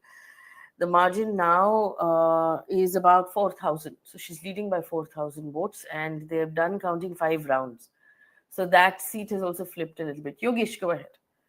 No. I just wanted to say that, I mean, like I said when I decided to come on this panel, that I needed to go off on another Zoom call for work. Yeah. So Thank you, Yogesh, for giving us your time. Yes, Thank you so much. Thank you so much. Yogesh Pawar, thank you so much for giving us your time. Let's take a quick look at the numbers again as we see them. The BJP-led coalition leading in 217 seats. The Congress, Uddhav Thackeray Sharad Pawar coalition is 58, is dropped below 60 at this point. Others, and so all of these include smaller parties and independents, coming in at 13. I think it's safe to say there are many seats that are now in their 5th round of counting. So Maharashtra safely there going to the BJP and its allies. Eknath Shinde looking very strong now, leading in 56 seats. Ajit Pawar looking very strong, leading in 37 seats. There is definitely cause for celebration in all these 3 parties as the state of Maharashtra now. Several things that we're reading out of this, not only that the BJP has won, but also the BJP has won so strongly. So I'm just going to ask my producer, Ira, to scroll a little bit on that Election Commission website, and you'll see the level of orange that we're looking at on that map. That is the telling bit. So that's a combination of the BJP and Eknath Shinde's Shiv Sena. Massive change there. Maharashtra voting clearly for the BJP. Aditya? Yeah, in fact, if you see that map, one would notice how strongly BJP has dominated Vidarbha and northern Maharashtra. The entire eastern part being Vidarbha, it's entirely orange. And with that they have done it entirely on their own might, and the Eknath Shinde Sena and the except for a few pockets in Gadchiroli and Gondia, the NCP also doesn't have any presence in Vidarbha. So BJP has really won Vidarbha on its own might. It is also Devendra Fadnavis's region. He hails from there, so he has really ensured that the party does well in his home ground. And I feel, if my calculation isn't wrong, the BJP has already, the NDA has already crossed a 2/3 majority, and they are now towards a 3/4 majority in Maharashtra. It was absolutely unexpected. I don't think even we would have expected such a majority. I don't think, that's true. I don't think the BJP or, the Mahayuti together would have expected to do so well, even if they expected to do well. But I'm just wondering, we keep saying that the Congress will have to go do their introspection from the strong point that they had coming out of the national elections to getting only 60 seats as a coalition out of the state election. Where is that the introspection going to have to start from? They're going to have to reconsider their position in the state, and they've now reached a point where it's safe to say that the opposition is not strong enough to make a dent in the assembly, to raise questions in the assembly, to do anything in the assembly. This is perhaps this is a really weak.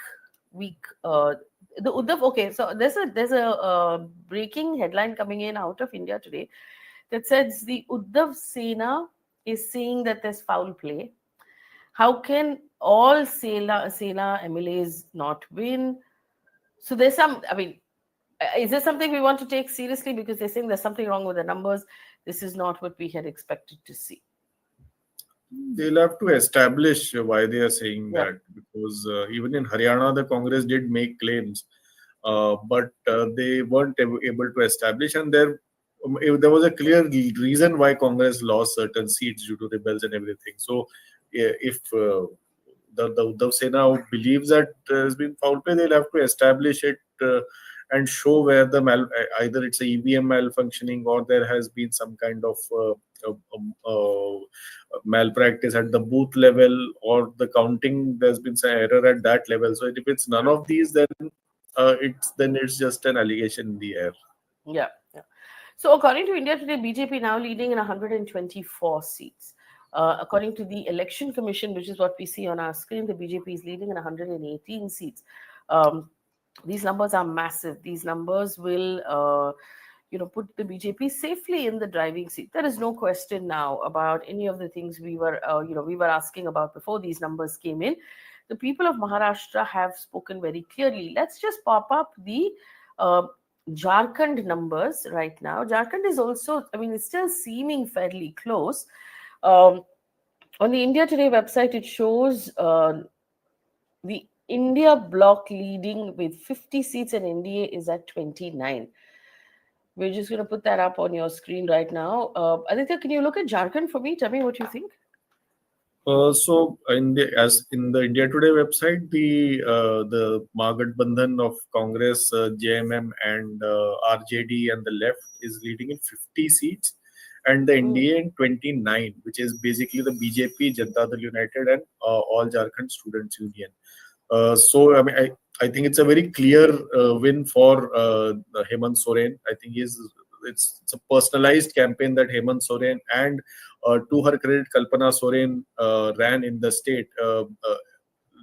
At least 2 exit polls which gave gender-wise breakup showed that the ruling alliance is doing much better among women voters as compared to men. So there is a Kalpana Soren factor that has happened, and if I'm sure if they run a few cross tabulation, they'll probably realize that among tribal women the lead is even higher. So it's really a victory of the Soren family in Jharkhand. The Congress has done decently, but BJP has still managed to pull away a few Congress seats in the urban areas. But it's entirely the JMM's tribal pockets where the election. Yeah. So in fact, if we look at look at the Election Commission, what we are looking at on our screen right now, it's showing 50 leads for the India bloc, for that Gathbandhan led by JMM and Congress. So it does seem at this point that swing has gone in the favor of the India bloc. Yes, we have 32 for JMM, 12 Congress, RJD, and then CPIML. So it's about 50 right now. And it's unprecedented. Jharkhand doesn't re-elect incumbent governments. So it's a pro-incumbency wave in both states, interestingly. Ishwar, you were saying something. Go ahead. Yeah, coming back to Maharashtra a little, because we were talking about the reasons, and the very most interesting point that Aditya pointed out was the sweep in Vidarbha and Marathwada. We have to understand certain factors that have led to this massive lead. Firstly, when you talk about Vidarbha and Marathwada, you had the Zarange factor playing out massively in the Lok Sabha elections, right? But 6 months since then, there was no consolidation. If you notice certain seats, there are votes that have gone to the Maratha candidate, fielded by the Mahayuti as well. So a clear messaging from a lack of clear messaging from Manoj Zarange, a lack of clear backing from Manoj Zarange for the Maha Vikas Aghadi this time has definitely dented them. Locally, what I observed is one very big factor that was working in a lot of seats was, the issue of vote jihad that Deputy Chief Minister Devendra Fadnavis and the BJP Shiv Sena leaders had very, strongly peddled on the ground. That the fact that we lost because one particular community voted against the ruling alliance, and we may have gotten complacent, internally within the BJP. It was a theory that the voters might have gotten complacent in the Lok Sabha, thinking that we are going to win, considering how much the voters did not step out to vote. This time, the fear of vote jihad was propagated so strongly and blatantly by the BJP. If you listen to every interview of the Deputy Chief Minister of the state, who's also the Home Minister, 14 seats, we lost 14 seats because Muslims did vote jihad. We lost 14 seats because Muslims did vote jihad. Every other speech, every other rally. So this fear mongering that happened, that clearly consolidated a lot of people. Thirdly, I'm speaking from my personal experience, speaking to my own family members, schemes for women was a hit. And how? I mean, people who are not, usually politically active or politically inclined towards a particular party, etc. They were strongly speaking about how schemes like 50% subsidy for women, 50% concession for women in local bus travels, which is the MSRTC bus travels, the Ladki Bahin scheme, where there were certain people who got the installments, or rather than getting the money in installments, they got in like 7.5K in their account per month. See, we have to understand something with Ladki Bahin scheme. The upper hand that the ruling alliance had was a lot of time to promote it. To counter that, the Maha Vikas Aghadi said, we will give you 3,000 per month.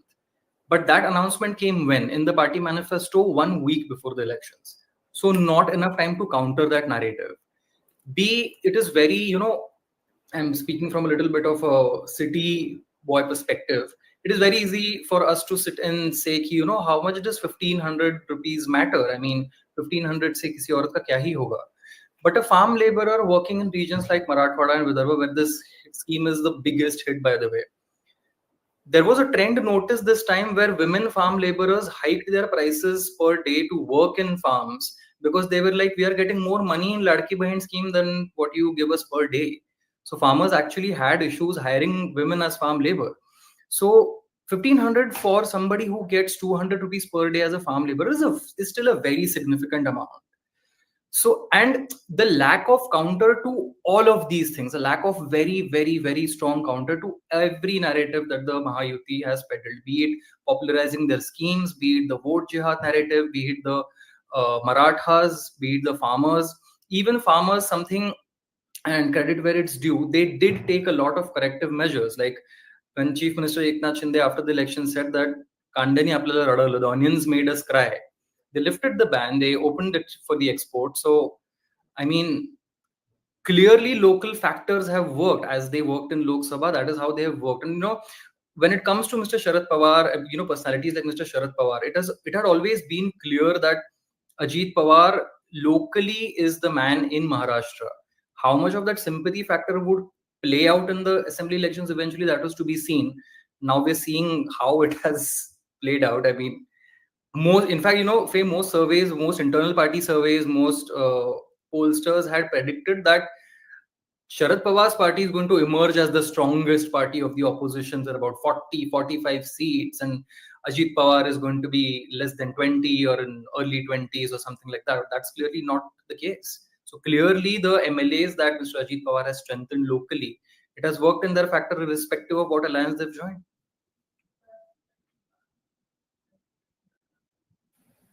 You're on mute. The only number that's changing right now, Aditya and Ishwar, is on the Election Commission website. The BJP leads are getting stronger and stronger. So on the EC website now, the BJP is leading in 122 seats. And that makes them, I mean, so normally I've not seen the EC leads tend to come down. That tends to stay strong. So there you have it. That's the number that I was looking at right now. So everything else is sort of settled where it was. That's the only number that keeps rising. Aditya?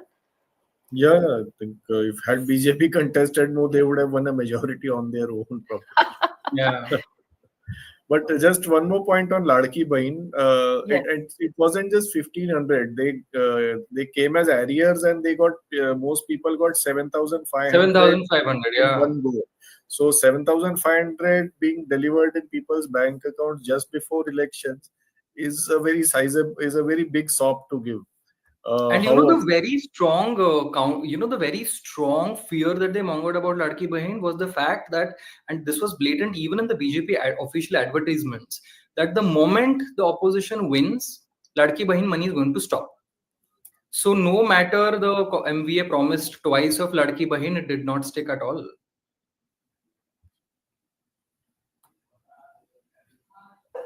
Me, I really like a good program for women. And I think that if it is a program that empowers women to Yeah. negotiate higher pay wherever they are working, then it's a great program. Let's hope that they're able to continue it. We also had a couple of patches within the BJP, like Nitin Gadkari himself saying, oh, they're spending all this money on this program. There's nothing left to actually, work on the rest of the stuff that we need to work on. But obviously, very clearly, this is a program that worked for them.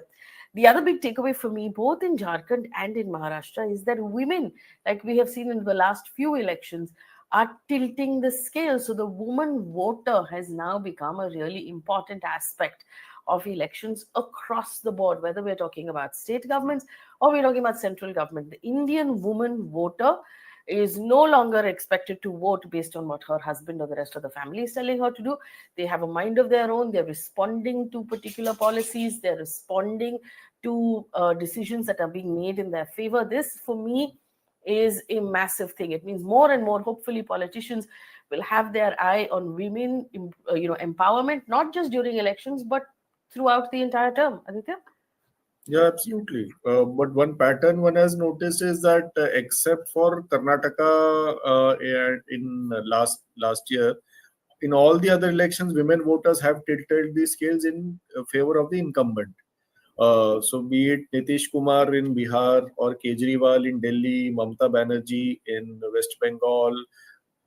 During his heydays, Naveen Patnaik in Odisha, women voters have backed the incumbent because the incumbent has these particular incumbents have tailored certain policies and schemes towards women, which and that way women voters are in that sense much more rational and voting for tangible things rather than emotive issues like what many male voters probably end up voting for. And in this election also, we have women voters sticking with JMM in Jharkhand and with the BJP-led alliance in Maharashtra.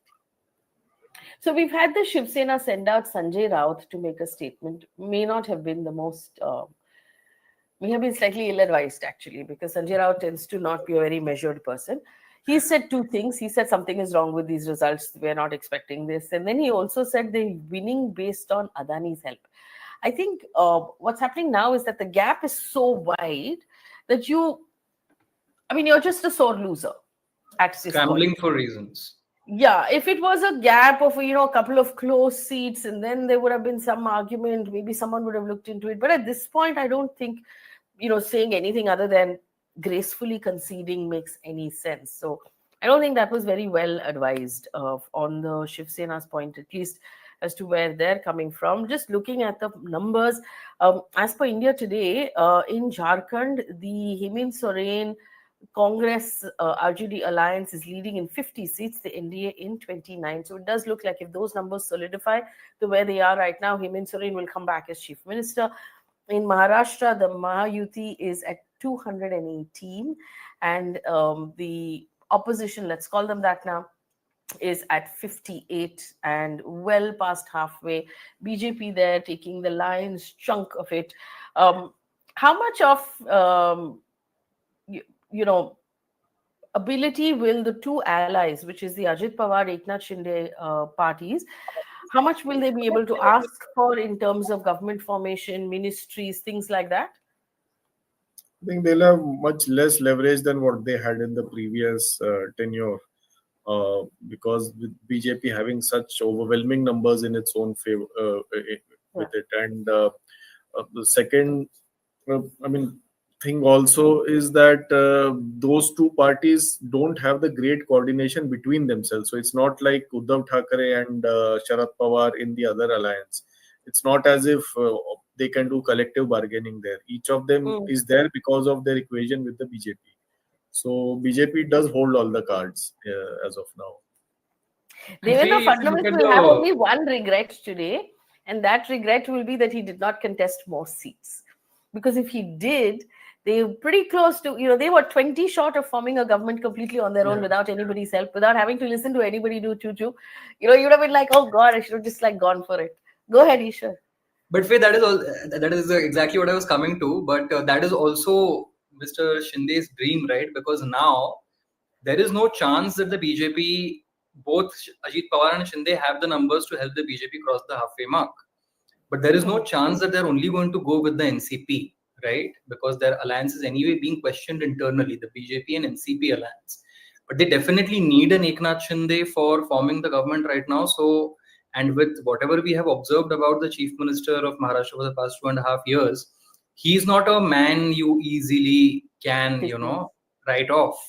And he has earned whatever he has on his own. He has proved that his party is the real Shiv Sena. He has proved that he has taken claim to Bal Thakere's legacy, both in Lok Sabha and this time as well. Even in Lok Sabha, his strike rate was marginally better than SSUBT.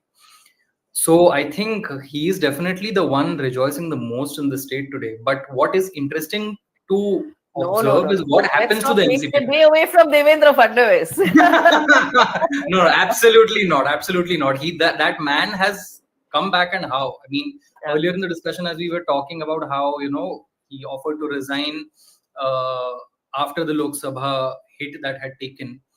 It really speaks a lot to recover from that within 6 months and drive narratives, popularize your schemes, make sure our allies also win. What's interesting is to see is, what the way Aditya spoke about Congress and the Shiv Sena not getting along in the Maha Vikas Aghadi. It is going to be interesting to see what happens to Mr. Ajit Pawar and his party, because if you look purely at the numbers, the do you think there's an outside chance that the BJP will do away with Ajit Pawar and his party? That's a fair number of 35 seats. That's not small. They won't do away, but they also necessarily don't need them. So what is going to affect is the bargaining power, as Aditya said. Because but also let's not underestimate Ajit Pawar, who is a very shrewd politician and knows how to get his way. And see, Ajit Pawar is not going to want the whole pie. Yeah.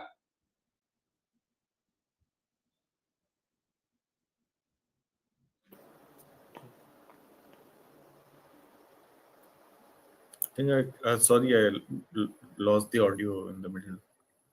No. So basically, I don't believe that Ajit Pawar can be dismissed with his 35 seats or even undermined, because he's a very shrewd politician.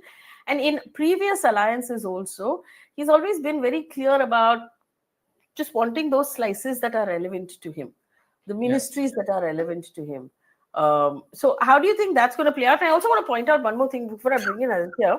I think what has happened in that split, right, between Eknath Shinde and Uddhav Thackeray, Eknath Shinde has managed, and this is a massive thing, to hold on to the Hindutva narrative.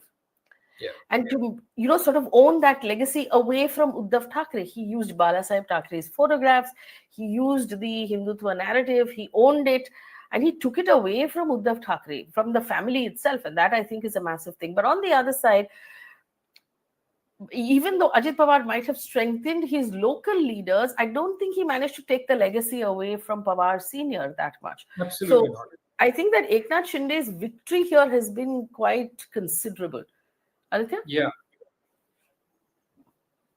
Absolutely. He's always, even when Uddhav Thackeray was CM, Shinde was always accessible for people, which Uddhav Thackeray wasn't. And even now he's gone the extra mile. He's allocated resources just to win over people and gain popularity. But I think what has also happened is that during the course of the campaign, the Hindutva mantle was taken over by Mr. Fadnavis. While Mr. Shinde became the face of Ladki Bahin and this sort of welfareist CM, it was Mr. Fadnavis who was making all the Hindutva noises and presenting himself as a much more dyed-in-the-wool BJP chief minister in the lines of Yogi Adityanath, Himanta Biswa Sarma, and Pushkar Dhami.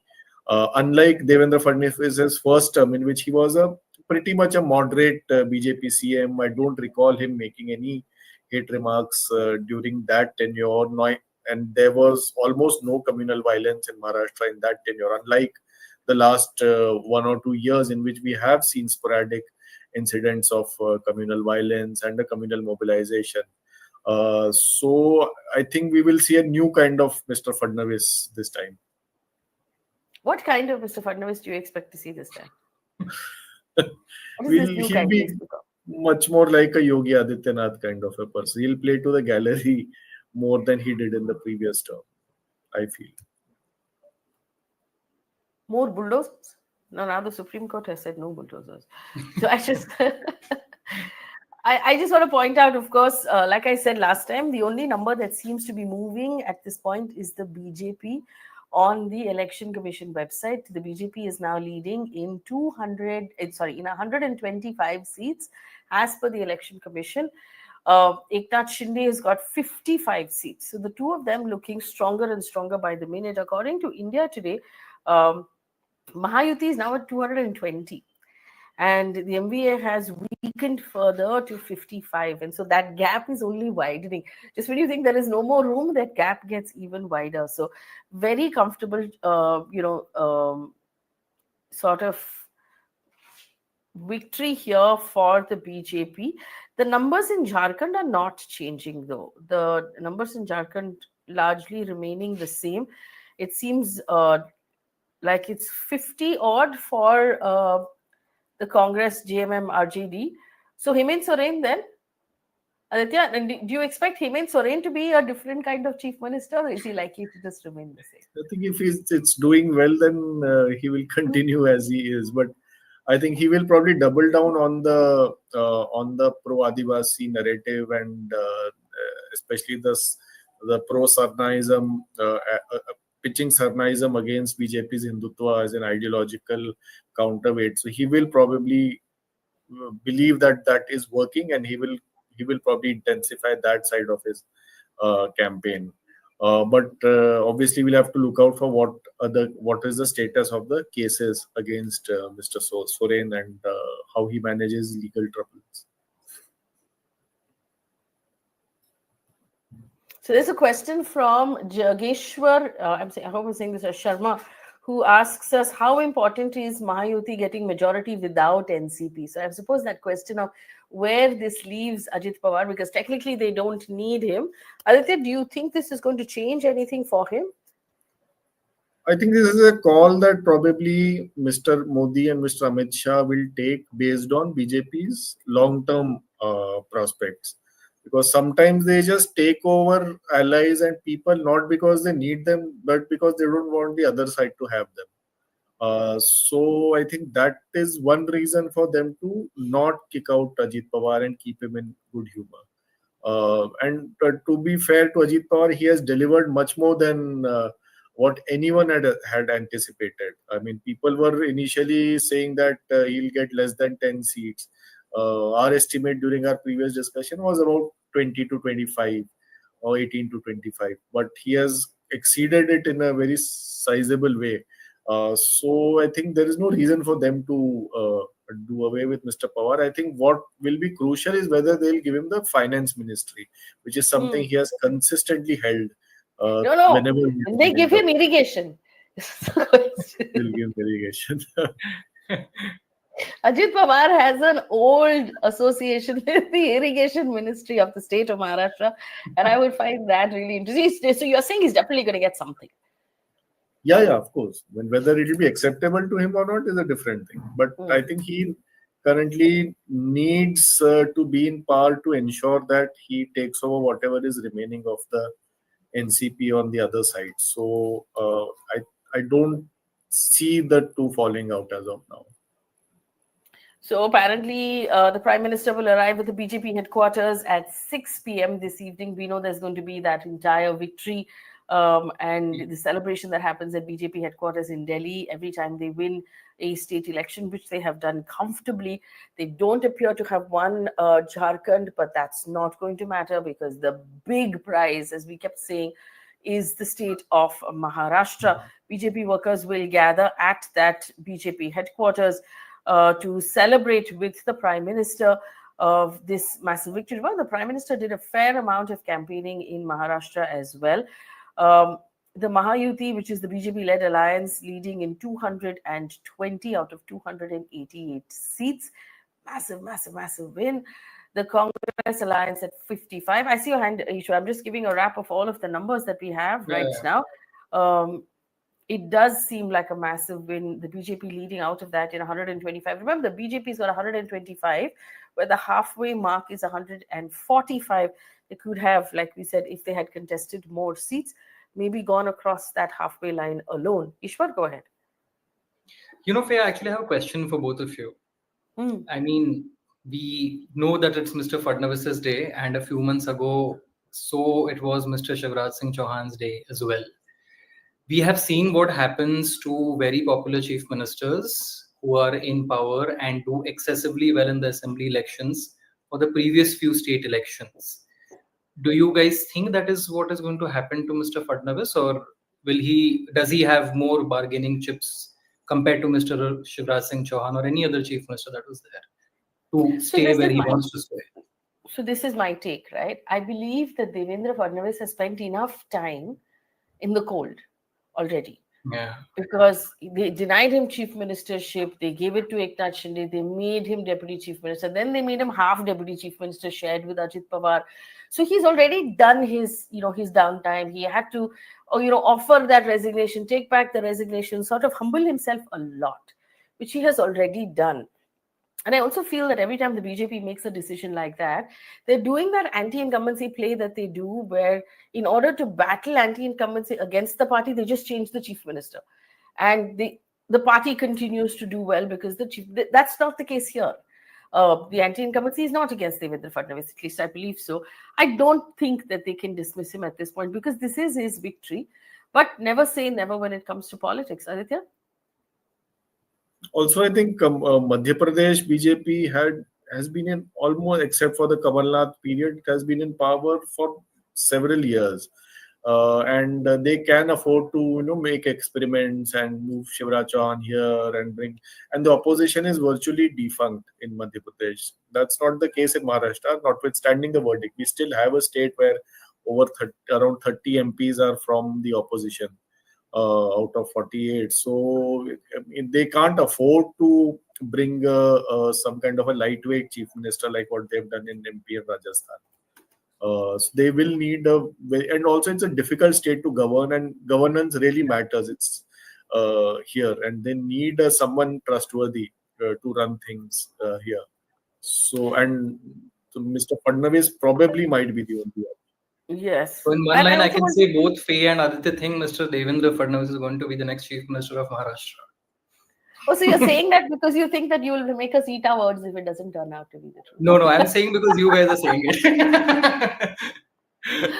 So, I mean, like I said, in politics, you can never call it, especially with the BJP. They always have, an ace up their sleeves. They tend to surprise a lot.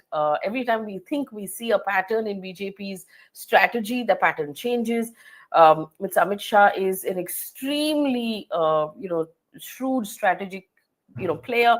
And so we can never call it. Let's just assume that this is what we think is going to happen. Just reading out a couple of the headlines that are coming in at this point. Priyanka Gandhi's lead in Wayanad has now gone up to 114,794 votes. So that's a massive gap. She's obviously winning there. A couple of Shaina NC is trailing in Mumbai Devi. Kalpana Soren is trailing according to PTI in her constituency. Aditya Thackeray is leading now by only about 400 votes. That's a wafer-thin margin there in Worli. That is something I did not expect. So that's interesting. We're going to keep an eye on that. A little earlier in about 20 minutes ago, we saw that Amit Thackeray, who's Raj Thackeray's son, was trailing in Mahim. And also Abu Azmi was leading by 86 votes. Now that's a wafer if there ever was one. In Mankud Shivajinagar, and that might, but also he's not, the wafer is not thin with Nawab Malik, who is coming in at number 4. So there are still some, mostly I think at this point, Aditya, this election is safe to call for the BJP and its allies in Maharashtra, for Hemant Soren and his allies in Jharkhand. Absolutely. I think it's just 11, and we have, unlike Haryana and many other elections, we have a very clear picture right now. So it will be a relatively easier day for us, unlike the last Maharashtra election, which I think stretched way beyond a month or two. I remember Ishwar wanting to take leave and not being able to for a good 2 months, being our in-house Maharashtra persons. There are several leaves I have cancelled because of Maharashtra. One was in 2019 and another was last year when Mr. Ajit Pawar just decided to go away. So hopefully Ishwar will get leave now. And hopefully. Hopefully. 2019 leave application is happening live on air at this point. 2019 was decisive as well. It was Mr. Uddhav Thackeray who made sure it isn't. Yeah. All right. So we're going to leave it here for now. Gentlemen, thank you so much for joining us. For our audience, remember, check out the Quint coverage. They're doing an excellent job. You can look at them on their website and on their YouTube page. Subscribe, support a journalist that you like. Like, share, subscribe to my YouTube page as well. It's a good way to support my team and I. We're going to bring you updates and we're going to keep an eye on everything that is moving. But right now, it seems like things are settling down. Big celebrations, the visuals that you'll see right now, big celebrations from the BJP office. Mr. Shinde's had a good day. Mr. Ajit Pawar has had a good day. And of course, Mr. Hemant Soren has had a very good day. Leaving you there. Thank you for watching.